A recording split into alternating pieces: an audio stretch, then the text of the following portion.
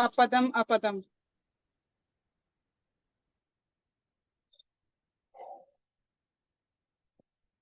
नमो रिहन्ताणम् नमो सिद्धाणं नमो आयर्याणम् नमो वैद्यायाणम् नमो लोये सवसाहुनम्।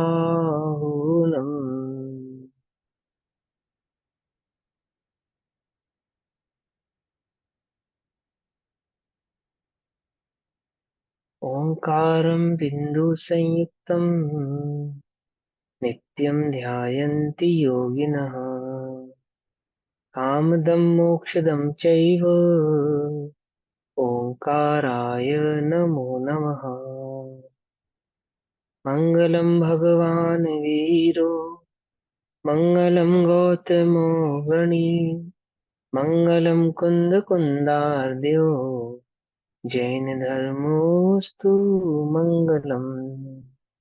सर्वमङ्गलमाङ्गल्यं सर्वकल्याणकारकं प्रधानां सर्वधर्माणां जैनं जयतु शासनम्।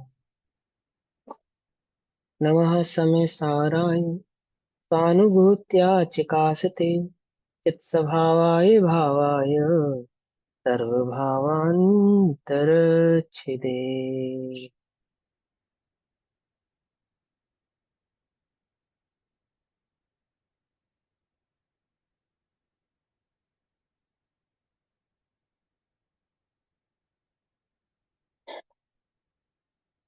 हमारी दोपहर कलन कक्षा का विषय चल रहा है श्री समय सारजी ग्रंथ और श्री समय सारजी का स्वाध्याय हम सभी आचार्य अमृत चंद्र देव द्वारा रचित आत्मख्याति टीका के माध्यम से कर रहे हैं।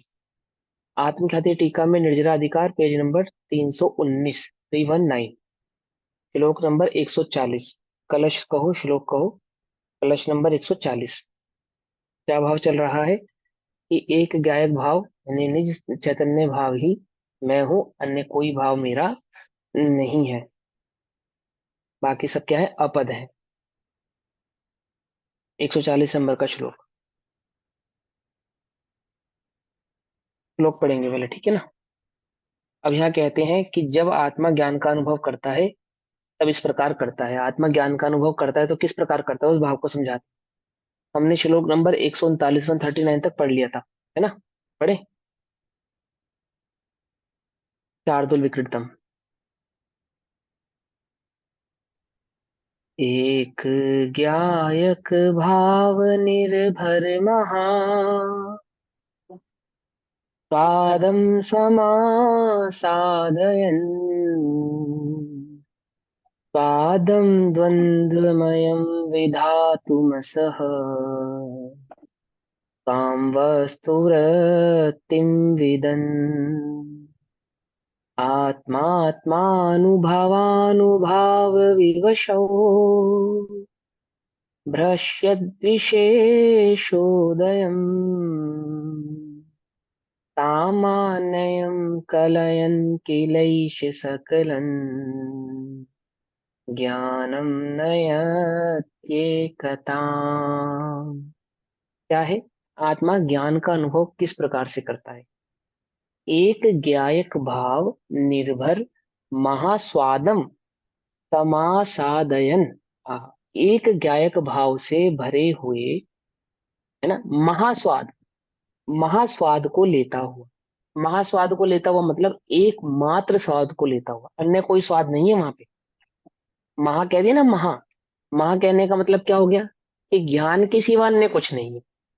जो स्वाद वहां पे आएगा, स्वाद आने का मतलब क्या है, टेस्ट नहीं है। स्वाद का मतलब यहाँ पे अनुभव है। अनुभव अनुभव आएगा। अनुभव, हाँ ठीक है ना। स्वाद का माने अनुभव। अनुभव। रसा स्वादन, अनुभव।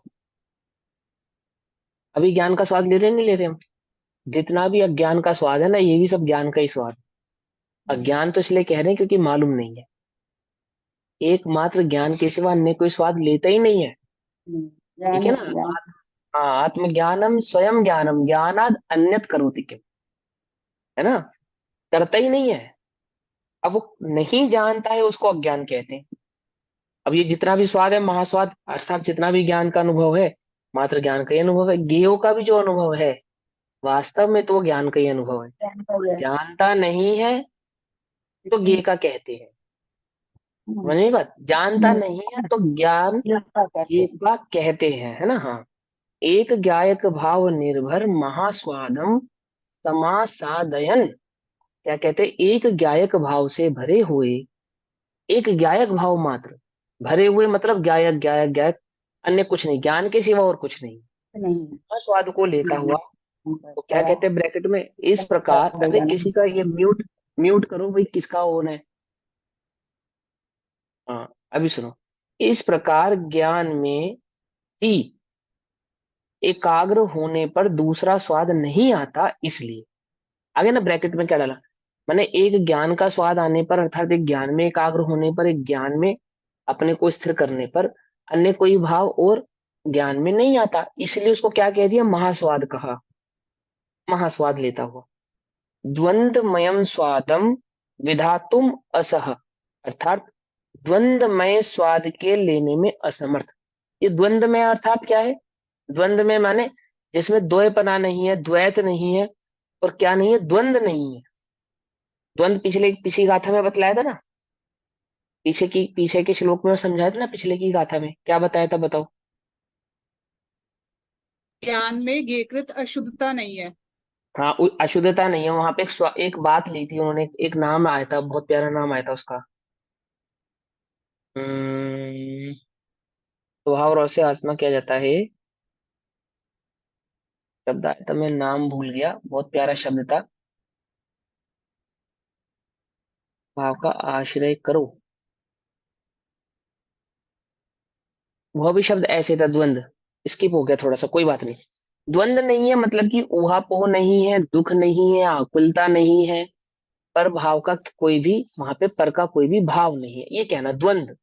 द्वंद माने दुख रूप नहीं है, तो क्या कहते हैं, द्वंद में स्वाद के लेने में असमर्थ, अर्थात पुद्गल का स्वाद लेने में असमर्थ, पर का स्वाद लेने में असमर्थ। मिला जुला जो स्वाद आ रहा था, मिला जुला, वो मिले जुले स्वाद को लेने में असमर्थ है। एक ज्ञान भाव के ही स्वार्थ को लेने में जो समर्थ हुआ है, अर्थात जिसने एक ज्ञान भाव में स्वयं को स्थिर किया है। अब ब्रैकेट में क्या लिखा, अर्थात द्वंद का अर्थ है ये, जो ब्रैकेट में आएगा ना, ये द्वंद का अर्थ है, अर्थात वर्णाधिक, रागाधिक तथा क्षैक्षणिक ज्ञान के भेदों का स्वाद लेने में असमर्थ। ठीक, किस किस का स्वाद लेने में असमर्थ है, वर्णाधिक, वर्णाधिक यानी कि स्पर्श रस गंध वर्ण, सारे आगे वर्णाधिक में। और फिर रागाधिक में राग द्वेष मोह आदि के जितने भी परिणाम है, भाव, भाव कर्म, ये सब आ गए। तथा छह उपशमिक ज्ञान के भेदों का मति श्रुत अवधि मन पर और केवल, अब कहोगे केवल तो छह उपशमिक नहीं है, वो तो छाई है, लेकिन यहाँ पे कह रहे कि जब ज्ञान मात्र का वेदन कर रहा है, कितना, क्वांटिटी का भेद नहीं है उसके अंदर। ये मति श्रुत है, अवधि है, मन पर, ऐसे भेद के बिना ज्ञान ज्ञान ज्ञान ज्ञान सामान्य ज्ञान भाव का ही वहां पे जो वेदन है। आत्म अनुभव अनुभाव विवशः स्वाम विस्तृत वस्तु वृत्तिम विदन, अर्थात आत्म अनुभव के, आत्म स्वाद के प्रभाव से, दो बार कहा आत्म अनुभव और आत्म स्वाद, दो बार कहा आत्म अनुभव और आत्म स्वाद। दो बार कहने से मतलब क्या है, यहाँ पे दर्शन और चारित्र दोनों की बात कर रहे हैं यहाँ। ठीक है ना, तो कहते हैं आत्म अनुभव के और आत्म स्वाद के प्रभाव से अधीन होने से निज वस्तु वृत्ति को, अर्थात आत्मा की शुद्ध परिणति को जानता, आस्वाद लेता हुआ। क्या किसका अर्थ कर रहे हैं ये, क्या किस संदर्भ में श्लोक चल रहा है, कि जब आत्मा ज्ञान का अनुभव करता है, जब मुझे ज्ञान का अनुभव होगा, तो वह किस प्रकार होगा, कैसा होगा।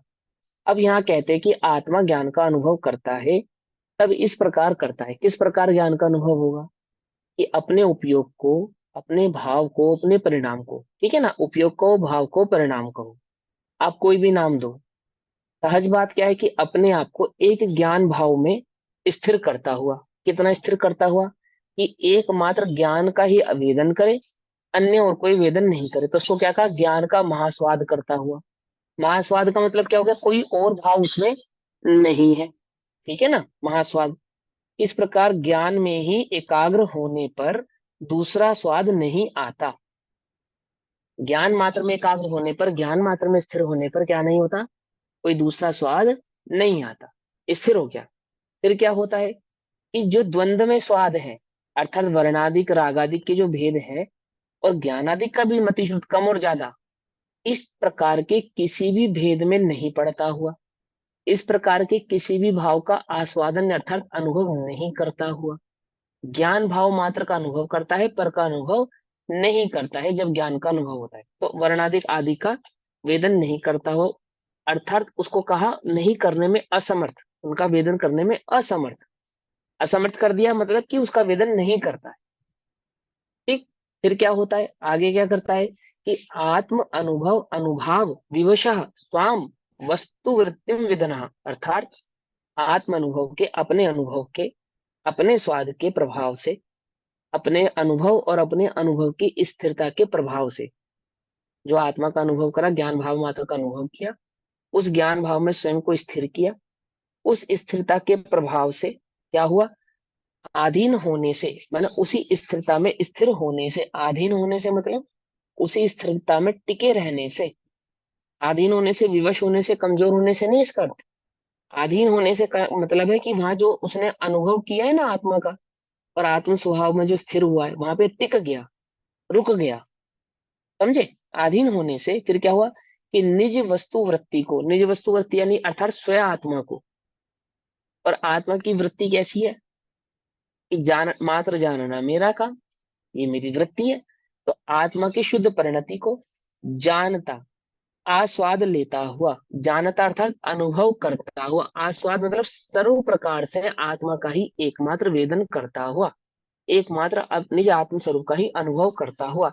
अब ब्रैकेट में क्या लिखा, अर्थात आत्मा के अद्वितीय स्वाद के अनुभव में से बाहर नहीं आता हुआ, स्थिर हो रहा है ना वहां पे, स्थिर होता हुआ, वहां से बाहर नहीं आता हुआ।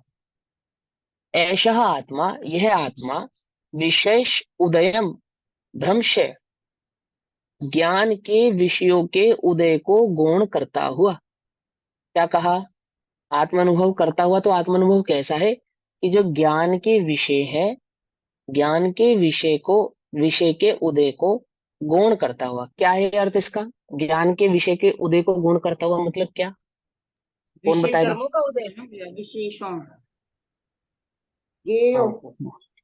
हाँ, कौन बोला ये, जियो को, हाँ। हाँ, विशेष। सर्व आंटी ने बोला, बहुत बढ़िया। गेयो को, ज्ञान, ज्ञान में कभी गे झलकने बंद थोड़ी हो जाएंगे। उन गेयों को गौण करता हुआ, अर्थात वो ज्ञान में जो गे झलक रहे हैं, उन गेयों की दृष्टि नहीं करता हुआ, और मात्र ज्ञान भाव का ही अनुभव करता, मात्र ज्ञान का ही आनंद लेता हुआ, ऐसे। आई बात समझे। ऐसे विशेष विशेष अर्थ करने के चक्कर में तो फंस जाओगे, ये तो सुलझने का मार्ग है, उलझने का मार्ग थोड़ी। क्या कह रहे, देखो यह आत्मा, कौन सा आत्मा, जिसने एक ज्ञान मात्र का वेदन किया और फिर अन्य सभी भावों को छोड़ दिया, ज्ञान में जो जिन जिन भावों में वे अटकता था, द्रव्य क्रम, भाव क्रम और गुण क्रम, उन सबको गौण कर दिया।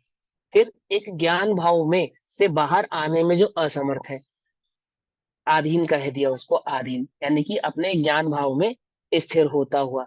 और कैसा स्थिर होता हुआ कि आत्मा की शुद्ध परिणति का अनुभव कर रहा है, आत्मा को अशुद्ध अनुभव नहीं कर रहा है, आत्मा की शुद्ध परिणति को, शुद्ध परिणति को अर्थात अपने निज चैतन्य भाव को, न चैतन्य अनुभव कर रहा है। तो द्रव्य स्वभाव को अनुभव कर रहा है, अपरिणामी आत्मा में स्थिर हुआ है, ऐसा। ठीक। तो वह आत्मा विशेष उदयम दृश्यत, अर्थात ज्ञान के विशेषों के उदय को गौण करता हुआ, अर्थात ज्ञान में जो ज्ञेय हैं उन ज्ञेयों को गौण करता हुआ, सामान्यम कलयम किला, सामान्य मात्र ज्ञान का अभ्यास करता हुआ, मति श्रुत अवधि मन प्रिय ऐसे भेदों में ना पड़ता हुआ, सामान्यतः मात्र ज्ञान ज्ञान ज्ञान ज्ञान का अभ्यास करता हुआ, सकलम ज्ञानम, सकल ज्ञान को, समस्त ज्ञान को, समस्त ज्ञान को अर्थात उपलब्ध जो ज्ञान भाव है, उस उपलब्ध ज्ञान भाव को एकताम नयति, एकत्व में लाता है, एक रूप में प्राप्त करता है, एकत्व में लाता है, अर्थात मैं हूं, यह ज्ञान भाव ही मैं हूं, एकत्व में लाता है मतलब मैं हूं। देखो देह के साथ एकत्व मतलब शरीर में हूं, और ज्ञान के साथ एकत्व मतलब ये ज्ञान में हूं। समझ में बात। तो उस शुद्ध ज्ञान में एकत्व में लाता हुआ निज रूप से अनुभव करता है कि यह ज्ञान ही मैं हूं, करता हुआ एक रूप में प्राप्त करता है। एक रूप में प्राप्त करता है अर्थात एकत्व भाव के साथ उसका अनुभव करता है, ज्ञान मात्र का स्वयं से अनुभव करता है, वेदन करता है। भावार्थ, इस एक स्वरूप ज्ञान के रसीले स्वाद के आगे, रसीले स्वाद के आगे का मतलब क्या है? निराकुल स्वाद के आगे। जो कि ना रसीले, रसीले कहने का मतलब है कि मीठा होगा, ठंडा होगा और बढ़िया होगा, मस्त होगा एकदम, ऐसा नहीं। रसीले कहने का मतलब है निराकुल। निराकुल है ना। हमें आकुलता में रस नहीं है, निराकुलता में रस है। रस किसका है? निराकुलता का। रसीले सुख जो शांत विषयों का रस भी, से लबालब है ना हाँ आत्मा, तो उसी रस का तो स्वाद हाँ, आएगा। उसी रस का स्वाद का आएगा। ये जो हमें विषयों का भी आनंद है ना, वो भी मंद कषाय का आनंद है वास्तव में। वो भी वास्तव में मंद कषाय का ही आनंद है। मैंने जितनी आकुलता कम होती है ना, उतना सुख अनुभव करता है जीव, विषयों में भी। और विषयों में भी यदि आकुलता अधिक हो गए तो सुख का वेदन कम होता है, दुख का वेदन ज्यादा होता है। तो यहाँ पे रसीले कहने का तात्पर्य है निराकुल, माने जिसमें दुख नहीं है, ऐसा। तो क्या कहते हैं? इस एक स्वरूप ज्ञान के रसीले अर्थात निराकुल स्वाद के आगे अर्थात अनुभव के आगे अन्य रस फीके हैं, अन्य सभी अनुभव फीके हैं।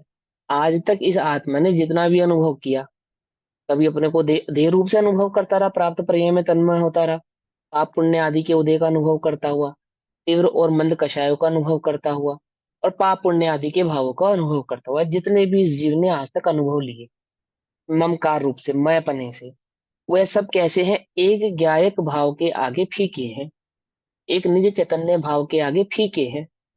कोई सुख नहीं है, क्यों? एक निराकुल सुख है, एक आकुलतामय है, एक कम आकुलता का सुख था। तो निराकुल सुख तो कम आकुलता वाले सुख के आगे तो अद्वितीय होगा ही, सीधी सी बात है। तो क्या कहते हैं? इस एक स्वरूप ज्ञान के रसीले स्वाद के आगे अर्थात निराकुल अनुभव के आगे अन्य रस फीके, अन्य जितने भी अनुभव इस जीव ने आज तक किए थे, वे सब कैसे हैं? फीके हैं। और स्वरूप ज्ञान का अनुभव करने पर, स्वरूप ज्ञान का, ज्ञान स्वरूप का नहीं, स्वरूप ज्ञान का। एक तो मैं ज्ञान स्वरूपी हूं ये कहना, और कह रहे अनुभव करने पर क्या ज्ञात हुआ कि मेरा स्वरूप ज्ञान में ही है ना। अपने स्वरूप ज्ञान का, निज निज निज स्वरूप ज्ञान का अनुभव करने पर सर्व भेदभाव मिट जाते हैं।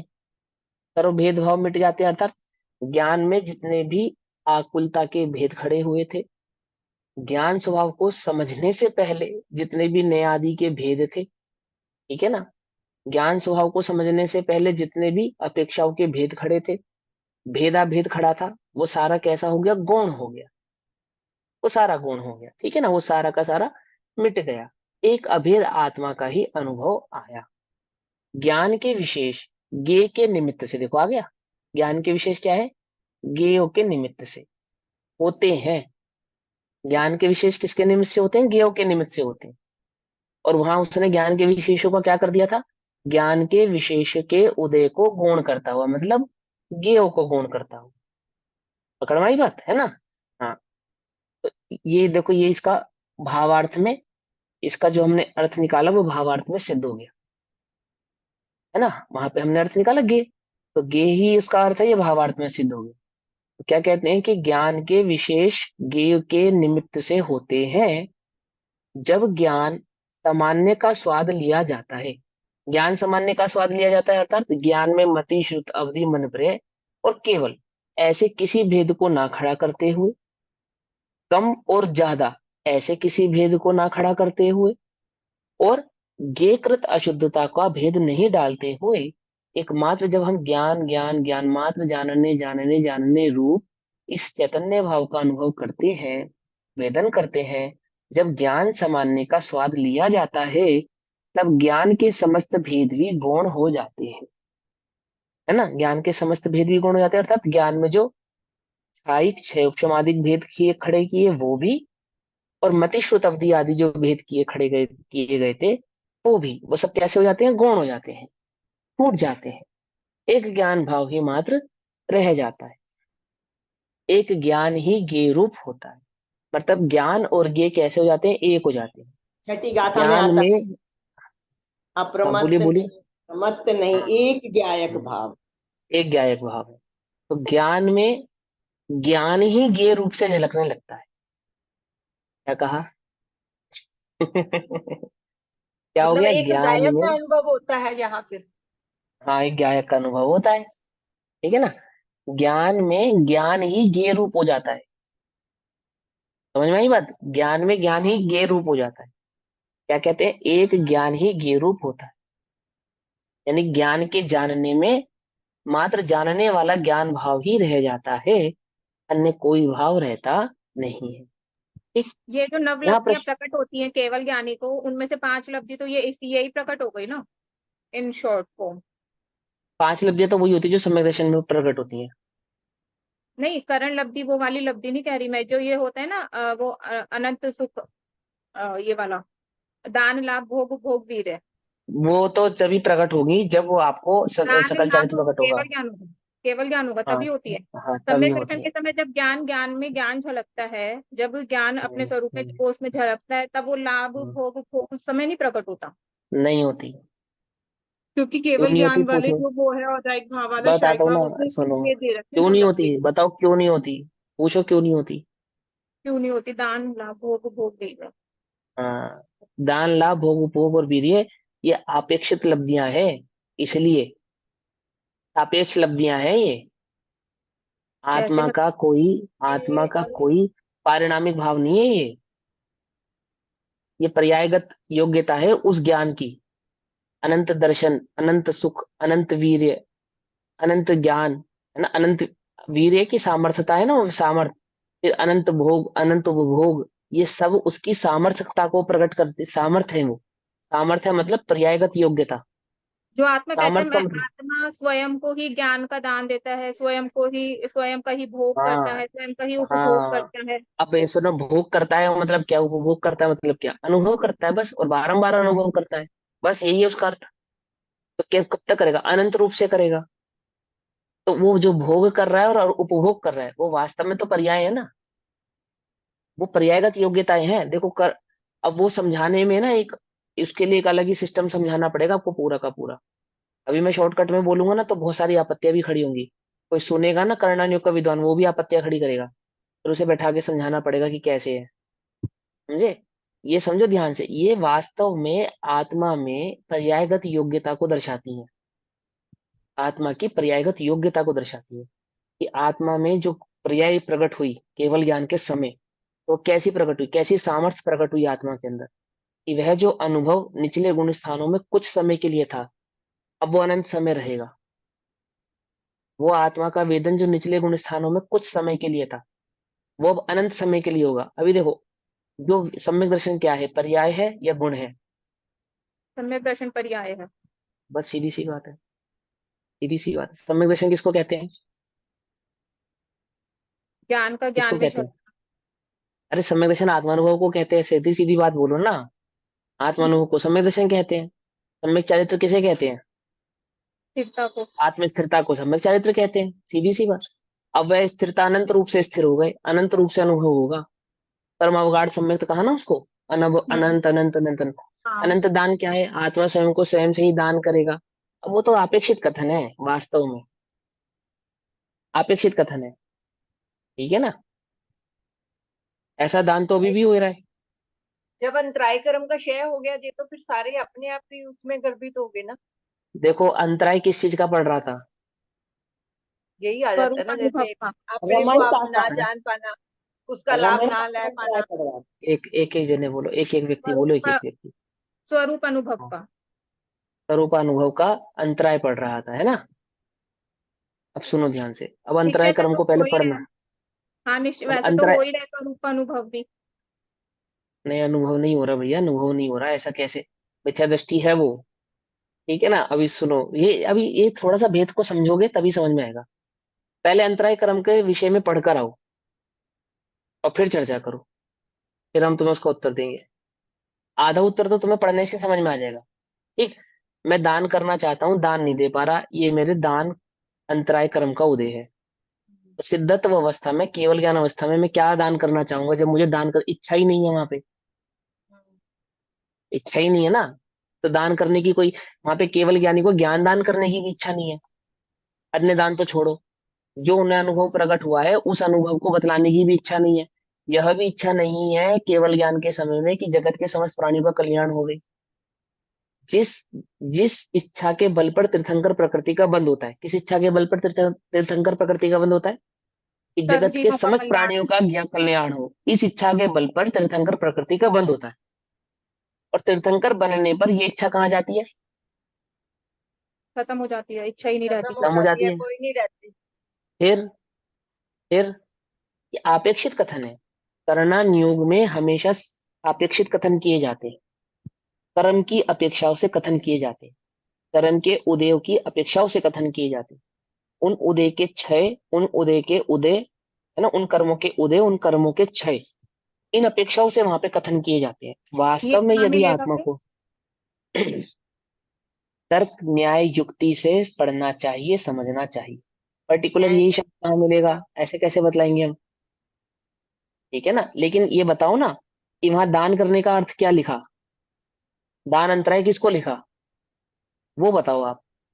और फिर जब इच्छा नहीं है तो दान करने का भाव ही नहीं आएगा, जब भी अनंत दान है। तो कौन सा दान है वो? कि जो केवल ज्ञानी अनंत दान कर रहे हैं वह दान है? तो चलो, केवल ज्ञानी का तो तीर्थंकर, 24 तीर्थंकरों की तो दिव्य ध्वनि गिरती है। बाकी अन्यों का क्या होगा जिनकी दिव्य ध्वनि नहीं गिरती? और सिद्धों का क्या होगा? तो उनका दान कहाँ कहलाएगा? फिर वहां पे हम क्या सिद्ध करेंगे कि आत्मा स्वयं से स्वयं को दान दे रहा है? और नहीं देवे तो?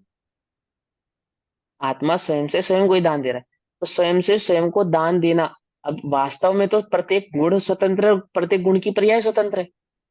क्योंकि हमें वहां पे दान अंतराय समझाना है, तो हम सापेक्षित कथन करते हैं, ऐसा इस प्रकार के कथन करते हैं कि स्वयं से स्वयं को ही दे रहा है, स्वयं से स्वयं को ही भोग रहा है, तो स्वयं से इन स्वयं का ही लब्धियों का उपभोग आता कर ही रहा क्यों है। है? मतलब आएगा दान ना, लाभ। आएगा। आएगा, जब कर्म है तो कर्म सापेक्ष कथन भी होंगे। कर्म है तो कर्म सापेक्ष कथन भी होंगे। अब शरीर है, आत्मा है या नहीं है?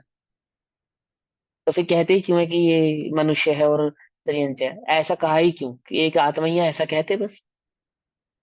तो पर्यायगत योग्यताओं के कथन है कर्णान योग में जो कथन है। फिर समझो, पर्याय को ही वहां पे द्रव्य कह देते हैं, पर्याय को ही वहां पे गुण कह देते हैं। मिथ्या दृष्टि के मिथ्यात्व को गुण कह दिया, जबकि मिथ्यात्व नाम का कोई गुण नहीं है। ये तो मिथ्या दृष्टि है, मिथ्या दृष्टि है, ऐसा कहते हैं मिथ्या दृष्टि है। अशुद्ध निश्चय ने है, शुद्ध निश्चय ने है ना, व्यवहार ने है, अशुद्ध निश्चय ने। तो नए क्यों पढ़ाते हैं? इसलिए तो पढ़ाते हैं नए, इसीलिए पढ़ाते हैं कि हम जनवाणी के अपेक्षाकृत कथनों को समझ सके कि यहाँ पे किस नए से कौन सी बात कही जा रही है। ठीक है ना, इसलिए पढ़ाए जाते हैं वो। तो आप समझो। हाँ, तो क्या कहते हैं, एक ज्ञान ही ज्ञेय रूप होता है, अर्थात ज्ञान भाव, चैतन्य भाव ही ज्ञान में ज्ञेय रूप से झलकने लगता है। यानी ज्ञान का ज्ञेय भी क्या हो जाता है, ज्ञान मात्र ही रह जाता है। यह प्रश्न होता है कि छद्मस्त को पूर्ण रूप केवल ज्ञान का स्वाद कैसे आवे? अब वहां पे केवल ज्ञान की बात नहीं कर रहे, फिर भी प्रश्न उठाया है यहाँ पे कि पूर्ण रूप केवल ज्ञान का स्वाद एक छद्मस्त को कैसे आता है? क्योंकि जाति, ज्ञान की जाति समान ही रहती है। तो वो बात यहाँ पे समझाएंगे, क्या समझाते हैं। इस प्रश्न का उत्तर पहले शुद्ध नय का कथन करते हुए दिया जा चुका है कि शुद्ध नय आत्मा का शुद्ध पूर्ण स्वरूप बतलाता है। शुद्ध नय क्या बताता है? आत्मा का आत्मा की उस अवस्था को बतलाता है जो आत्मा अपने एक्सट्रीम भाव में प्रकट कर सकता है। ये शुद्ध नय का कथन है। शुद्ध नय क्या बतलाता है? आत्मा कैसा है? सिद्धो जैसा। एक्सट्रीम अवस्था है ना, आत्मा की एक्सट्रीम अवस्था है सिद्धत्व। ठीक है ना। और आत्मा की सबसे नेगेटिव अवस्था क्या है? सबसे नेगेटिव, तो वो एक इंद्रिय पर्याय। सबसे नेगेटिव अवस्था एक इंद्रिय पर्याय। और सबसे एक्सट्रीम अवस्था, उत्कृष्ट भाव, उसका सिद्धत्व है। तो शुद्ध निश्चय ने क्या समझाता है? शुद्ध निश्चय ने बताता है कि आत्मा सिद्ध समान है। जब आत्मा अपने स्वभाव को प्रकट करेगा, अपने भाव में स्थिर होगा, तो कैसा निकल कर आएगा? कि वो सिद्धो जैसा निकल कर आएगा। क्यों निकल कर आएगा सिद्धो जैसा? क्योंकि सिद्धो जैसा है, बिना हुए निकल कर नहीं आ सकता। उसको उसके समान, सिद्ध समान होना पड़ेगा। अगर वह सिद्ध समान नहीं होगा तो सिद्ध समान बन भी नहीं सकता। ये शुद्ध निश्चय नहीं कि ये परिपाटी है। तो क्या कहते हैं, इस प्रश्न का उत्तर पहले शुद्ध नय का कथन करते हुए दिया जा चुका है कि शुद्ध नय आत्मा का शुद्ध पूर्ण स्वरूप बतलाता है। इसलिए शुद्ध नय के द्वारा पूर्ण रूप केवल ज्ञान का परोक्ष स्वाद आता है। परोक्ष स्वाद आता है मतलब अपेक्षा से, परोक्ष कहते हैं अपेक्षा से। बहुत सिंपल सी बात है, साधारण भाषा में कहेंगे तो कि जो केवल ज्ञान है वो क्या है, आत्मा के ज्ञान गुण की पर्याय। ठीक, और यहाँ पे किसका वेदन किया, कि आत्मा के ज्ञान गुण का ही वेदन किया। तो ज्ञान गुण का वेदन करने से आपने केवल ज्ञान के भाव का ही वेदन किया है। ऐसा पकड़ में ही बात नहीं, पकड़ में चक्कर कहाँ से निकली। हम केवल ज्ञान का मतलब ओनली ज्ञान है, या वो जो ज्ञान की संपूर्ण पर्याय जो प्रकट होती है केवल पूर्ण ज्ञान, ये पर्याय, कंफ्यूजन केवल है। तो केवल फिर ज्ञान केवल ज्ञान का स्वाद कैसे आवे, मतलब प्रश्न समझ में नहीं आया। ऊपर ये लिखा है कि समस्त भेदों को गौण हो जाते हैं। ऊपर क्या लिखा है, जब ज्ञान सामान्य का स्वाद लिया जाता है तब ज्ञान के समस्त भेद भी गौण हो जाते हैं। तो समस्त भेद गौण हो जाएंगे जब ज्ञान के, तो केवल ज्ञान मात्र रह जाएगा। ठीक है ना, कोई कोई भी भेद नहीं रहेगा तो केवल ज्ञान रहेगा। कौन सा केवल ज्ञान की बात चल रही है यहाँ पे, वो जो केवलियों को प्रकट केवल ज्ञान है उसकी बात चल रही है, क्योंकि वहां पे ज्ञान के सभी भाव गौण हो चुके हैं। उस अवस्था में ज्ञान का अब कोई भाव नहीं रह गया, सारे भाव गौण हो गए। मति श्रुत अवधि मन पर्याय, ये सभी भाव गौण हो जाने पर मात्र एक केवल ज्ञान ही रह जाता है। तो कह रहे हैं कि वो केवल ज्ञान कैसे अनुभव में आ गया। यहाँ प्रश्न होता है कि छद्मस्त को पूर्ण रूप केवल ज्ञान का स्वाद कैसे आ गया। तो वहां पे कह रहे हैं केवल ज्ञान का स्वाद आ गया, कहने का मतलब केवल ज्ञान प्रकट हो गया नहीं कह रहे हैं। जिस ज्ञान का उसने अनुभव किया है, जिस ज्ञान का वो अनुभव कर रहा है, वह ज्ञान कैसा है, कि केवल ज्ञान स्वभाव वाला है। केवल ज्ञान स्वभाव वाला है, इसलिए हमने वहां पे ज्ञान के समस्त भावों को गौण करके कहा कि समस्त भाव वहां पे ज्ञान के गौण हो गए। अनुभव किसका रह गया, बस ज्ञाता दृष्टा रह जाऊं, मद मत सरमोह विनश जावे, ज्ञान ज्ञान ज्ञान ज्ञान भाव रह गया, अन्य कोई और भाव वहां पे रह नहीं गया। जैसे कल्पना हाँ, से समझ लिया, कल्पना करके समझ लिया उसको, वो प्रोक्ष भाव। नहीं कल्पना करके, कल्पना कोई नहीं है, कल्पना कोई नहीं है। देखो ये जो ज्ञान अभी हमें वर्त रहा है ना, अभी जो हमें ज्ञान वर्त रहा है, यही ज्ञान केवल ज्ञान बनेगा। ये जो ज्ञान वर्त रहा है ना, ये जिस गुण में से आ रहा है उसी गुण की पर्याय केवल ज्ञान बनेगी। समझ में बात, जिस गुण की पर्याय अभी हम यहाँ पे अनुभव में ले रहे हैं, इसी गुण की पर्याय क्या बनेगी, केवल ज्ञान बनेगी। केवल ज्ञान, पकड़ में आई बात, नहीं पकड़ में आई बात, समझ में आ रही है नहीं समझ में आ रही है, बोलो पहले, अरे बोलो, प्रश्न पूछने वाले तो बोलो भैया, जिन्होंने प्रश्न पूछा। हाँ जी, हाँ जी, आई हाँ बात जी। समझ में है ना। ये ज्ञान है, ये ज्ञान जो प्रगट ज्ञान है, ये जिस गुण में से आ रहा है उसी गुण में से केवल ज्ञान प्रकट होगा ना। तो कह रहे हैं कि आपने अभी के ज्ञान भाव का अनुभव कर लिया, यदि कर लिया तो मानो केवल ज्ञान का ही अनुभव कर लिया, क्योंकि ये जो ज्ञान आपने अनुभव किया है यही ज्ञान केवल ज्ञान का भाव है, अंश है। अंश और अंशी, ये केवल ज्ञान कहाँ प्रकट होगा, किस आत्मा से प्रकट होगा, किसके अनुभव से प्रकट होगा, इस ज्ञान भाव के वेदन अनुभव से ही केवल ज्ञान प्रकट होगा। इसलिए हम देखो, ये जो छोटा बच्चा है ना, छोटा बच्चा, ये जो छोटा बच्चा है, ये कौन है, ये मेरे बुढ़ापे का सहारा है। ये मेरी गोदी में जो मेरा बच्चा है, ये मेरे बुढ़ापे का सहारा है। कैसे भैया, अभी तो तुम्हें इसे सहारा देना पड़ रहा है, बोलो। ये तो अपने हिसाब से चल भी नहीं सकता, खा भी नहीं सकता, पी भी नहीं सकता, इसको तो बोलना भी नहीं आता, ये तुम्हारे बुढ़ापे का सहारा कैसे है, बोलो कैसे है। कहते ना, कहते अपने बच्चे को, बालक को क्या कहते हैं, बुढ़ापे का सहारा।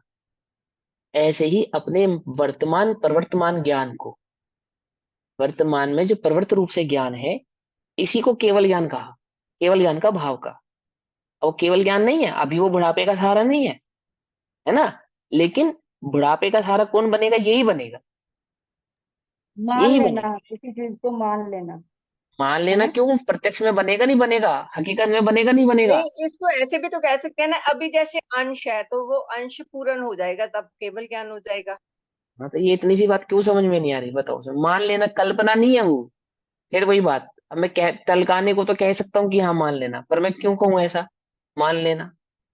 सच्चाई पहले ये बताओ, ये जो छोटा बच्चा है अपनी गोदी में, साल का सवा साल का अपना बच्चा, अपना बेटा है जो, ये बड़ा होके हमारा सहारा बनेगा या नहीं बनेगा, अब पंचम काल की छोड़ो, चौथा साल का बच्चा है, ये बताओ, इसलिए कंफ्यूज हो रहे हो आप, मुझे लग रहा है। ये हो सकता है ना भी बने। अरे मान लो चौथे काल का बेटा है, तो बनेगा या नहीं बनेगा? बनेगा ना। ऐसे ही जो वर्तमान ज्ञान है, ये वर्तमान ज्ञान कैसा है कि यही केवल ज्ञान रूप बनेगा। तो यदि आप वर्तमान ज्ञान का अनुभव कर रहे हैं, ज्ञानमय भाव से अनुभव कर रहे हैं, तो वो ज्ञानमय भाव से अनुभव करने का मतलब यह है कि आपने केवल ज्ञान का ही अनुभव कर लिया, ऐसा बतला रहे हो। समझे? अब इसको वो ऐसे ले लेंगे मान, ना जैसे कि ये ज्ञान अब केवल ज्ञान में प्रकट होगा ही होगा। वो तो होगा, वो तो होगा ही होगा। लेकिन वो क्या समझा रहे हैं, वो बात समझ में आ रही है नहीं समझ में आ रही है? सोर्स हाँ, ऑफ ज्ञान, नहीं, वो केवल सोर्स ज्ञान ऑफ रूप ज्ञान। हाँ बस इतनी सी बात है। किसके आश्रय से प्रकट होगा वो केवल ज्ञान, ये बताओ पहले। ज्ञान के आश्रय केवल से। ज्ञान प्रकट होगा, ज्ञान के आत्मा आश्रय से के। प्रकट होगा। तो वो ज्ञान कहो आत्मा कहो एक ही बात। तो वह कौन है वो आत्मा जिसके आश्रय से केवल ज्ञान प्रकट होगा? कि जिसके आश्रय से तुमने अभी वर्तमान में सम्यक दर्शन प्रकट किया, उसी की स्थिरता से केवल ज्ञान प्रकट होगा। है ना? ऐसा तो नहीं है ना कि सम्यक दर्शन किसी और अन्य आत्मा के अनुभव से होगा और केवल ज्ञान किसी और अन्य आत्मा के अनुभव से होगा, ऐसा तो नहीं। नहीं, तो ऐसा नहीं जिस है। निज आत्मा, हाँ, जिस निज आत्मा के अनुभव से तुमने सम्यक दर्शन प्रकट किया है, तो उस मात्र सम्यक दर्शन प्रकट नहीं किया है, इस सम्यक दर्शन के अनुभव में तुमने केवल ज्ञान का ही अनुभव कर लिया है। क्योंकि इसी के आश्रय से वह केवल ज्ञान प्रकट होने वाला है। कैसा है केवल ज्ञान? कि जो अनुभूति तुमने अभी ली है, एक समय, दो समय के लिए, तीन समय के लिए, यही बिल्कुल यही सेम टू सेम यही अनुभूति अनंत रूप से प्रकट होगी। इस अनुभूति की स्वाद की जाति में कोई भेद नहीं होगा, कोई अंतर नहीं पड़ेगा। सिर्फ क्या अंतर पड़ेगा? इसकी क्वांटिटी में अंतर पड़ेगा कि जो अभी एक समय, दो समय के लिए है, वो अनंत अनंत समय के लिए तुम्हारे अनुभव में, तुम्हारे वेदन में आएगी। पकड़ में ही बात? इस अपेक्षा से भाई देखो, आजकल ये सावन का महीना है ना, तो लोग गंगा जल भरने जाते हैं। कहाँ जाते हैं? हरिद्वार जाते हैं, गंगा गंगा के किनारे। तो वो बोतल में क्या भर के लाते हैं? पानी या गंगा? बोलो भैया। जो वो अपने बोतल में भर के लाते हैं, कलश में पानी उसको भर तो के लाते पानी हैं, या हाँ, या गंगा भर के लाते हैं? पानी भर क्या है के वो? लाते हैं। पानी है या गंगा है? भगवान के गंगा जल लेकर आते तो हैं। गंगा ही गंगा है। है, गंगा ही गंगा है। जल। गंगा है वो तो वो। गंगा समझ के लेके आते हैं। अरे गजब हो गया, गंगा समझ के लेकर आते, गंगा ही है। गंगा ही है। गंगा ही है क्योंकि गंगा शराबी और भी क्या है? गंगा क्या है? वो गंगा जल, गंगा में क्या है? गंगा के जल को, गंगा जल का नाम ही तो गंगा है। बस उसकी क्वांटिटी में तो अंतर है कि वो पूरी नदी है और वो नदी में से कुछ भाव भर के लाते हैं। तो गंगा ही तो है ना वो। पकड़ में ही मत नहीं, पकड़ में। ऐसे ही वो जो केवल ज्ञान है, वो कहाँ से प्रकट होने वाला है? उसी ज्ञान भाव में से प्रकट होने वाला है जो वर्तमान में भाव से वर्त रहा है। तो ये ज्ञान कहो चाहे केवल ज्ञान कहो, बात तो एक ही है। ऐसा कह रहे हैं यहाँ पे। मान लो नहीं है, वो जो भर के लाया है, वो गंगा जल मान लो नहीं है, वो गंगा जल ही है। वो गंगा नदी में से जो उसने भरा है, वो गंगा जल ही है। समझ में बात? ऐसे ही वह ज्ञान कैसा है जो अनुभव में आया है, कि केवल ज्ञान का ही अंश है, मान लो नहीं, उसी ही का अंश है। क्योंकि गंगा में सोर्स, जल के अलावा और क्या है? जल के और क्या अलावा और है? है क्या? जल ही तो और कोई है दूसरा गंगा। जल थोड़ी है, जल ही है, बस जल ही तो है गंगा। ऐसे ही ऐसे आत्मा ज्ञान में ही तो ज्ञान है हाँ, ना? बिल्कुल। ऐसा। ठीक। अब यहाँ प्रश्न होता है कि छद्मस्त को पूर्ण रूप केवल ज्ञान का स्वाद कैसे आ गया? तो उसका उत्तर दिया कि इस प्रश्न का उत्तर पहले शुद्ध ने का कथन करते हुए दिया जा चुका है कि शुद्ध ने आत्मा का शुद्ध पूर्ण स्वरूप बतलाया है। इसलिए शुद्ध ने के द्वारा पूर्ण रूप केवल ज्ञान का परोक्ष स्वाद आता है। अर्थात जो आत्मा का अनुभव है, वो केवल ज्ञान का ही अनुभव जानो।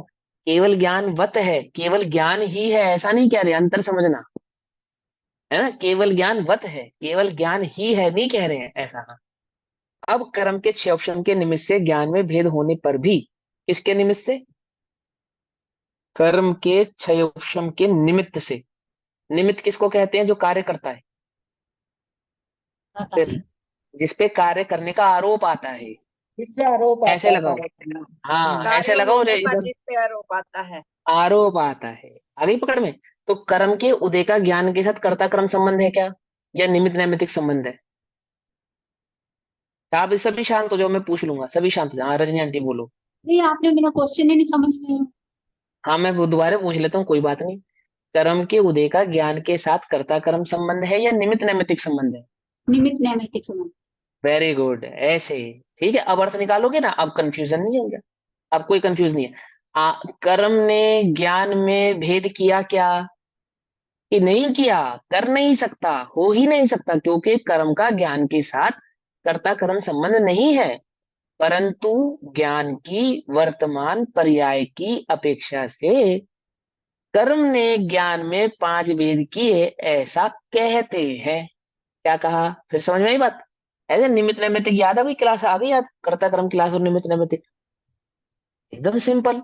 अब बोलो, हमें करना नहीं हो, कहाँ कंफ्यूज कर सकता है यहाँ पे? कर ही नहीं सकता। अब क्या कहते हैं कि कर्म के क्षय उपशम के निमित्त से। क्षय उपशम का अर्थ है मतलब उदय आदि के निमित्त से। ठीक है ना? क्षय उपशम का मतलब क्या है? उदय आदि के निमित्त से। सिंपल है ना, उदय आदि तो समझना। तो कर्म के क्षय उपशम के निमित्त से, कुछ क्षय कुछ उपशम, इसको अपनी भाषा में हम समझे, साधारण भाषा में तो कहें उदय आदि के निमित्त से। ठीक? तो कर्म के क्षय उपशम के निमित्त से ज्ञान में भेद होने पर भी, बोलो भैया, पहले यहाँ पे पूछा प्रश्न, क्या ज्ञान में भेद होता है या ज्ञान में भेद कहते हैं? कहते हैं। क्यों कहते हैं? कहते हैं। वर्तमान वर्तमान ज्ञान की योग्यता के कारण। क्योंकि जब कोई कार्य होगा तो किसी ना किसी पे आरोप भी आएगा, किसी ना किसी पे आरोप आएगा ही, क्योंकि यही शैली है। तो किस पे आरोप डाला? कर्म पे आरोप डाला। वास्तव में कर्ता कर्म नहीं है, वास्तव में कर्ता कर्म नहीं है, परंतु कर्म को कर्ता कहते हैं। कहते हैं, ये क्या सीखा आपने? ये नए सीख लिया, बस इसी को नए कहते हैं बस। ठीक है ना? ये सिद्धांत ऐसे सीखे जाते हैं। उसके यथार्थ ज्ञान के स्वभाव स्वरूप का विचार किया जाए तो ज्ञान एक ही है। अब कर्ता कर्म संबंध और निमित्त नैमित्तिक संबंध का तरीके से विचार करें, शांति से विचार करें, तो क्या समझ में आएगा कि ज्ञान में कोई भेद नहीं है, ज्ञान तो एक ही है, ज्ञान तो मात्र ज्ञान ही है। ये बात ठीक है कि ज्ञान की वर्तमान पर्याय कैसी है? सूक्ष्म है, छोटी है, या मतिश्रुत रूप है, ऐसा कहेंगे। क्योंकि हमें समझाना है ना, तो कोई ना कोई नाम देना पड़ेगा, और कोई ना कोई नाम देने के लिए कोई ना कोई कर्म चाहिए। तो इसलिए मतिश्रुत नाम का उपशम खड़ा किया कर्मों में, ज्ञानावरणी कर्म में, और फिर कहा कि ये जो वर्तमान पर्याय है इसका नाम मतिश्रुत है। ठीक है ना? ज्ञान की और विशेष योग्यता को अवधि, और अधिक विशेष योग्यता को मन पर्याय। क्योंकि वहां पे योग्यता समझानी है, ज्ञान की स्वयं योग्यता है वो। कोई कर्मों ने ज्ञान को जानने की योग्यता दी है, ऐसा नहीं है। कोई कर्म के उदय के कारण ज्ञान जानता है, ऐसा भी नहीं है। कोई विशेष कर्म के उदय के कारण ज्ञान को ज्ञानावरण अवधि या मन पर ज्ञान प्रकट हो गया है, ऐसा नहीं है। ये तो ज्ञान की स्वयं योग्यता है, स्वयंगत योग्यता है, अपनी स्वयं की निजी शक्ति है कि उसने उस समय उसको अवधि रूप अथवा मन पर्याय रूप प्रकट किया है। पकड़ में ही बात? लेकिन किसकी अपेक्षा से समझाएंगे उसको? कर्म के उदय की अपेक्षा से समझाते हैं। बोलो भैया, बुखार थर्मामीटर के कारण आता है या थर्मामीटर बुखार बतलाता है? थर्मामीटर बोलो। बुखार बतलाता है। हाँ, थर्मामीटर के कारण बुखार नहीं आता है, थर्मामीटर तो बुखार बतलाता है। ऐसे ही कर्मों के कारण जीव की योग्यता प्रकट नहीं होती है, जीव की योग्यता को कर्म बतलाते हैं। कुछ बात समझ में आ रही है, नहीं समझ में आ रही है? दोबारा बोलो, दोबारा repeat करो। हाँ, दोबारा बोलेंगे, दोबारा सुनो, 3 बार सुनो, 4 बार सुनो। कि कर्म जीव में योग्यता को प्रकट नहीं करते हैं, जीव की तद समय की योग्यता को कर्म बतलाते हैं। जिस प्रकार थर्मामीटर बुखार उत्पन्न नहीं करता, बुखार बतलाता है, उसी प्रकार कर्म जीव में उस समय की, जिस समय की योग्यता जीव की जैसी है, कर्म उस जीव की योग्यता को प्रकट नहीं करते हैं, परंतु कर्म उस जीव की योग्यता को बतलाते हैं। उस बतलाने को हम ऐसा कहते हैं करणान योग में कि कर्मों ने जीव को किया, कर्मों ने जीव को किया। वास्तव में कर्म जीव को करते नहीं है, जीव की योग्यता को करते नहीं है। निमित्त नैमित्तिक संबंध हो गया, एक निमित्त कर्म नैमित्तिक है।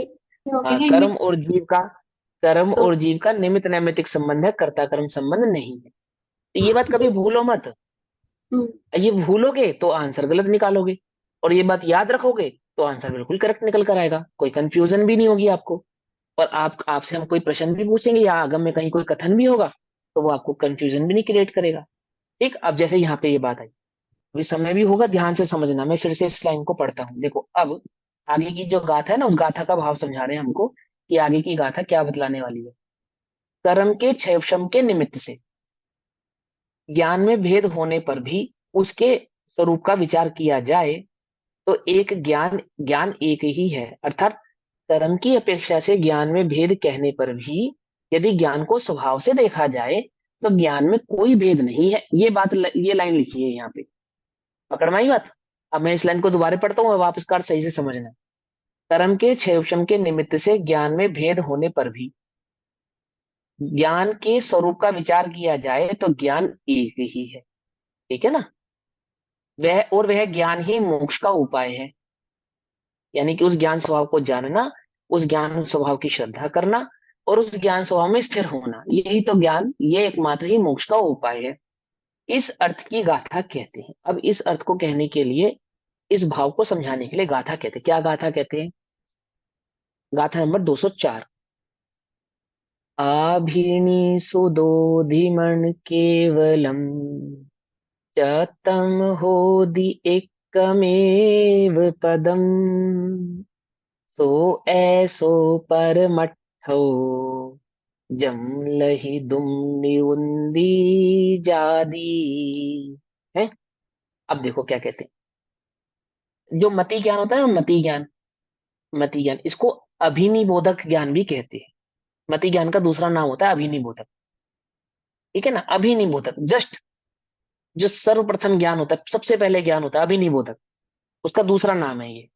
तो अभिनि सुधोत मण केवलम, तो इसमें पांचों ज्ञान आ गए। अभिनिबोध, श्रुत, अवधि और मनपरि और केवल ज्ञान। अभिनिबोध, अभी का अभिनि सुध, फिर से बताना जस्ट क्या अभी। था मत ज्ञान को। मति अभी ज्ञान का दूसरा नाम है अभिनिबोध। अभी निबोध। अभिनिबोध, हाँ, बोध माने ज्ञान, बोध माने ज्ञान। ये श्रुत ज्ञान का, ये तुमने पढ़ा है, मति ज्ञान का एक नाम अभिनिबोध ज्ञान होता है। ये पढ़ा करना नियम में? नहीं पढ़ा? नहीं पढ़ा, याद नहीं है। पढ़ा तो होगा, याद नहीं। मति ज्ञान का ही एक दूसरा नाम होता है अभिनिबोध ज्ञान। ठीक, तो क्या कहते हैं? अभिनिबोध, अभिनि शुद्ध, अभिनि शुद्ध, शुद्ध माने बोध, धीमण, केवलम, ये पांच नाम इसके अंदर आ गए। कौन कौन से हो गए? मति, श्रुत, अवधि और मन पर्याय। अभिनिबोधक, श्रुत, श्रुत, अवधि, मन पर्याय और केवल, ऐसे पांच नाम इसके अंदर आ गए। ये संस्कृत में लिखा है, देखो नीचे। अभिनिबोधक, शुद्ध श्रुत, मतलब वधि, मन श्रुत पर्याय केवलम, ज्ञान या लिखा है ना श्रुत? संस्कृत में। शुद्धो मतलब ज्ञान या श्रुत श्रुत, श्रुत, है ना? श्रुत, शुद्धो मतलब सुदोधी शुद्ध। मतलब श्रुत प्लस अवधि, सुदोधी मतलब हाँ, श्रुत प्लस सुदोधि, अवधि, ऐसे। अवधि, हाँ, सुदोधि मतलब श्रुत शुद्ध प्लस अवधि, है प्लस ना। अवधि। हाँ, मणक, मणक माने मन पर्याय, मण माने मन पर्याय और केवलम अर्थात केवल ज्ञान। ठीक है, एक लाइन में पांचों नाम आ गए। अभिर्नि सुधोधि मण केवलम क्या, और तम, तम होदि एक कमेव पदम, वास्तव में सब एक ही पद है, एक ज्ञान के ही भाव है, बस वास्तव में एक ज्ञान के ही स्वभाव है। ठीक है ना। मति, श्रुत, अवधि, मन पर्याय, केवल क्या है? वास्तव में एक ज्ञान के ही भेद है, ऐसा। चतम होदि एक कमेव पदम, एक ही पद के भाव है। तो ऐसो परमट्ठो, वह ज्ञान पद ही, सो ऐसा, जो ज्ञान पद है वो परमट्ठम, परमट्ठो जो, जो इस परमार्थ को जानता है, जो इस परमार्थ को अनुभव होता है, इस परमार्थ को जिसके जिसके ज्ञान का विषय है। लहिदुम निवंदिम जादी, वह मुक्ति को लखता है। लहिदुम मैंने लगता है अर्थात प्राप्त करता है। लहिदुम यानी कि लब्धि, प्राप्त करना, प्राप्त करना, प्राप्त करता है। किसको? निवुद्धम, निवृत्ति को, निवृत्ति अर्थात मुक्ति को। जादी माने होता है। जो इस परमार्थ को जानता है वह मुक्ति को प्राप्त होता है। पकड़ में आ गई बात। जो ज्ञान में इस प्रकार के भेद तो करता नहीं। किस प्रकार के भेद? मति, श्रुत, अवधि, मन पर्याय और केवल, एक ज्ञान स्वभाव मात्र को जो जानता है, जो उस ज्ञान स्वभाव मात्र को जानता है वह क्या करता है, मुक्ति को प्राप्त करता है, अर्थात उसको मुक्ति प्राप्त होती है। पकड़ में आई बात? आप सुदोधिमण केवलम च तम होदि एकमेव पदम, तो ऐसो परमठो जमलहि दुम्नि बुद्धि जादी, मति श्रुत अवधि मन केवल सब ही, एक ही पद जो है वह ज्ञान पद परमार्थ है, जो पाए जीव मुक्ति लहे। पाए अर्थात प्राप्त करे, जो इस भाव को प्रकट करता है वह जीव मुक्ति को लहे यानी कि प्राप्त करता है।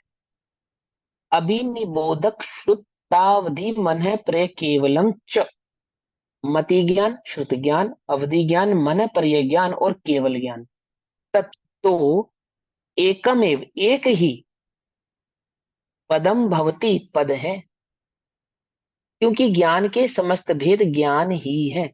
मति ज्ञान, श्रुत ज्ञान, अवधि ज्ञान, मन पर्य ज्ञान और केवल ज्ञान, वास्तव में तो सब ज्ञान के ही पद है। सब ज्ञान ज्ञान ज्ञान ज्ञान ज्ञान के ही पद है। ठीक है ना?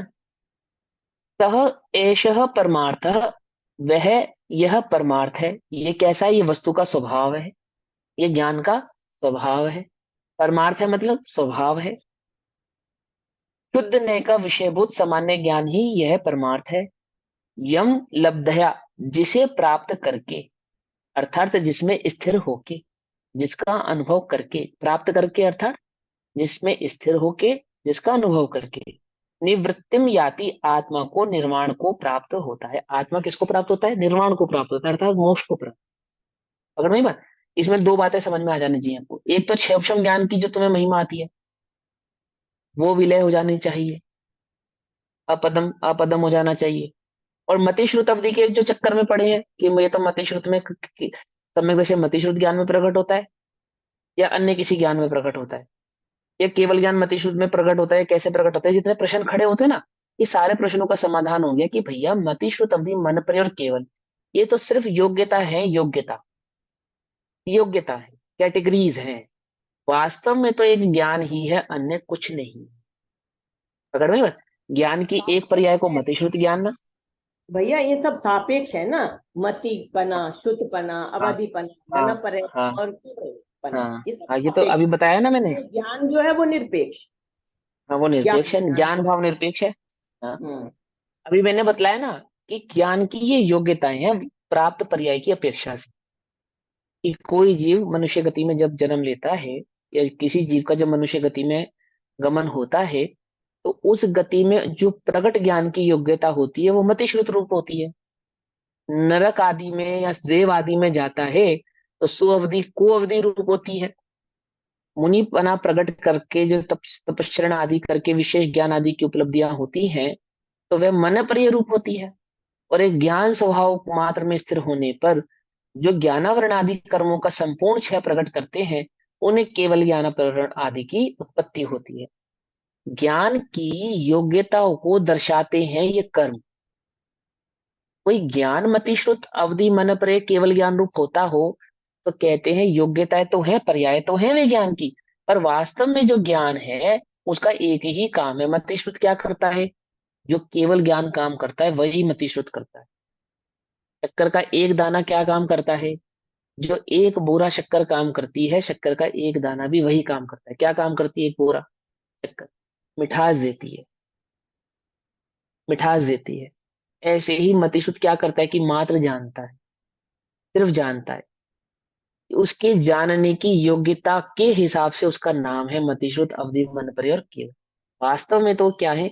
मात्र जानते। देखो एक 5 बरस का लड़का, एक 10 बरस का लड़का, एक 20 बरस का लड़का है और एक 45 बरस का लड़का। तो लड़का है या बालक है या पुरुष है या प्रौढ़ है, क्या है बोलो ये। वो 5 वर्ष का लड़का बालक है, वो 20 वर्ष का लड़का लड़का है, वो 25 वर्ष का लड़का पुरुष है, और 45 वर्ष का लड़का प्रौढ़ है। और लड़का ही। वास्तव में देखा जाए तो लड़का ही है, बस, लड़का तो लड़का है ही ना। है, उसकी पर्याय है वो वो तो वो अवस्था पांचों ही का बदल फॉर्म रही है। भरेंगे। हाँ, पांचों का जब फॉर्म भरेंगे तो मेल फीमेल में क्या लिखेंगे, बड़ा मेल छोटा मेल, बहुत बड़ा मेल थोड़ा छोटा मेल, ऐसा थोड़ी लिखेंगे। नहीं। वो मेल फीमेल के कॉलम में तो मेल मेल मेल मेल ही लिखा जाएगा ना। ऐसे मति श्रुत अवधि मन पर केवल के कॉलम में तो ज्ञान ज्ञान ज्ञान ज्ञान ही भरा जाएगा बस। पकड़ में बात नहीं पकड़ में, अन्य कुछ नहीं भरा जाएगा। वो तो योग्यताएं हैं, उसकी उम्र के हिसाब से उसको योग्यताएं बतला रही। ऐसे मति श्रुत अवधि मन पर केवल क्या है, ज्ञान की पर्याय की योग्यता है। और ज्ञान है वे मात्र सामान्य ज्ञान जो इस भेद को जानता है, इस परमार्थ को जानता है, इस भाव को जानता है।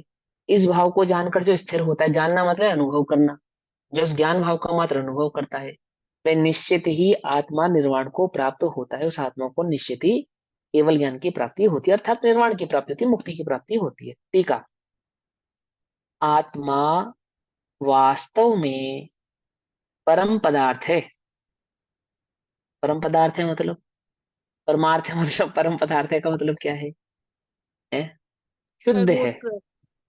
ज्ञान है। शुद्ध है। सर्वोत्कृष्ट। सर्वोत्कृष्ट। हाँ देखो समझाता हूँ, परमार्थ है का मतलब होता है शुद्ध है, जिसमें अन्य द्रव्य की तो अशुद्धता है ही नहीं, स्वयं द्रव्य की पर्यायगत अशुद्धताएं भी जिसमें नहीं है, उसको परमार्थ कहते हैं। पकड़ में ही बात, क्या है होता है परमार्थ का।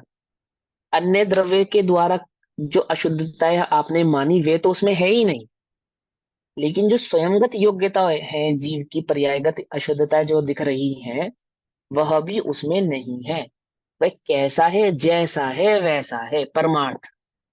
सिद्धालय में कैसा है, जो निगोद में सो ही मुझ में सो ही मोक्ष मझार। क्या भेद है, कोई भेद नहीं है, इसको परमार्थ कहते हैं। या अर्थात अन्य द्रव्यकृत तो अशुद्धता उसमें है ही नहीं, स्वयंगत पर्यायगत जो योग्यताएं हैं, उन पर्यायों की अशुद्धता भी उस द्रव्य में नहीं है। माने ज्ञान गुण की पर्याय ना, मतिश्रुत अवधि मन पर्याय और केवल, वह ऐसा भी भेद जिसमें नहीं है। पकड़ में ही बात नहीं, पकड़ में ही, है ना। कैसा है, परमार्थ है, परम पदार्थ है। देखो ऊपर लिखा है, आत्मा किल परमार्थ तत्तु ज्ञानम, आत्मा च एक एव पदार्थ। आत्मा एक, ज्ञान तत्व ज्ञानम यानी ज्ञान स्वभावी होने से परम पदार्थ है। आत्मा वास्तव में परमार्थ अर्थात परम पदार्थ है, और वह आत्मा ज्ञान है। आत्मा कहो चाहे ज्ञान कहो, टक्कर कहो चाहे मिठास कहो, एक ही बात है। आत्मा कहो चाहे ज्ञान कहो, एक ही बात है ना। ज्ञान ही आत्मा है, आत्मा ही ज्ञान है, क्योंकि आत्मा को समझने का, अनुभव करने का एकमात्र लक्षण ज्ञान, एकमात्र लक्षण ज्ञान है। इसलिए आत्मा और ज्ञान को एक ही कह रहे हैं, ठीक। और आत्मा एक ही पदार्थ है, इसलिए ज्ञान भी एक ही पद है। जब आत्मा में कोई भेद नहीं है, तो ज्ञान में भी कोई भेद कैसे हो सकता है, क्योंकि आत्मा और ज्ञान एक ही है, और आत्मा एक पदार्थ होने से ज्ञान भी एक ही पद रहने वाला है। उसमें अन्य पदों की कोई अपेक्षा रह जाती नहीं, समझे। समय हुआ, बाकी चर्चा तो हम कल करेंगे, लेकिन अभी मैं यहाँ पे क्या इंगित करना चाहता हूँ। देखो इतनी सी लाइन में, किसी इतनी सी गाथा में कर्णानियोग और द्रव्यानियोग संबंधी जो भेद खड़े होते हैं, उनका समाधान कर दिया एक ही बार में, ठीक है। जैसा हम तुम्हें ज्ञान में समझाते हैं, ऐसा तुम अन्य गुणों में लगा लेना। क्या कहा, जैसा यहाँ ज्ञान गुण की अपेक्षा से समझा रहे हैं, वैसा अन्य गुणों में लगा लेना, 8 कर्मों में लगा लेना, ठीक है ना। उसमें कोई बात ही नहीं है, ठीक। तो अब क्या कहते हैं कि इसलिए ज्ञान भी एक ही है, क्योंकि आत्मा भी एक ही है, और आत्मा और ज्ञान एक ही है। अब बाकी चर्चा हम कल करेंगे, अभी समय हुआ, तब तक के लिए सभी को जय अन्य जिनेन्द्र। गुणों में कैसे ओम लगाएंगे नमः कुछ सिद्धेभ्यो। बताना। अन्य गुणों में लगाएंगे कैसे, 8 कर्म जैसे दर्शन के प्रत्येक भेद हर, हो जाते हैं, जैसे जैसे 8। ज्ञान के भेद हो गए मतिशुद्ध अवधि, ऐसे हाँ दर्शन के भी भेद हाँ हो जाते हैं, चक्षु और चक्षु केवल अवधि और हाँ हाँ केवल। हाँ हाँ ठीक। हाँ हाँ। उसमें भी एक सामान्य दर्शन है, वो अपेक्षित सारे कथन भी, हो गए वो। सब आप सारे सारे पर्यायगत योग्यता की अपेक्षा से अपेक्षित कथन है। टोटल, टोटल का टोटल करना नियोग थर्मामीटर है। क्या है, वही डॉक्टर के पास 50 मरीज आते हैं ना, वो एक ही थर्मामीटर 50 को लगाता है। बोलो लगाता नहीं लगाता? ऐसे ही है ना। उसके पास एक डब्बी रहती है, उसमें थर्मामीटर लगाए रखता है। हमारे पहले जो गया था उसको भी थर्मामीटर लगाया वही वाला, और फिर झटक के उस डब्बी में डाल दिया, और फिर अन्य पेशेंट आए उसको भी वही लगा दिया। ऐसे ही करता है ना वो। या पेशेंट के हिसाब से थर्मामीटर बदल जाता है? नहीं बदलता। और वो थर्मामीटर हर एक पेशेंट का अलग अलग बुखार बताता है। बताता है ना। वही एक एक सेट जो उसके कान में लगाता है स्टेथोस्कोप एक ही रहता है ना, बदलता तो नहीं है। वो एक ही मुझे भी लगाता है, अन्य को भी लगाता है, अन्य को भी लगाता है। उस एक ही से अन्य सबकी अलग अलग बीमारी पकड़ता है, अलग अलग दवाइयां लिखता है। परिणाम क्या है? वो एक थर्मामीटर है। वो एक थर्मामीटर अनंत जीवों की योग्यता को बतलाएगा। एक थर्मामीटर कितने जीवों की योग्यता को? अनंत। अनंत जीवों की योग्यता को। कैसे बतलाएगा?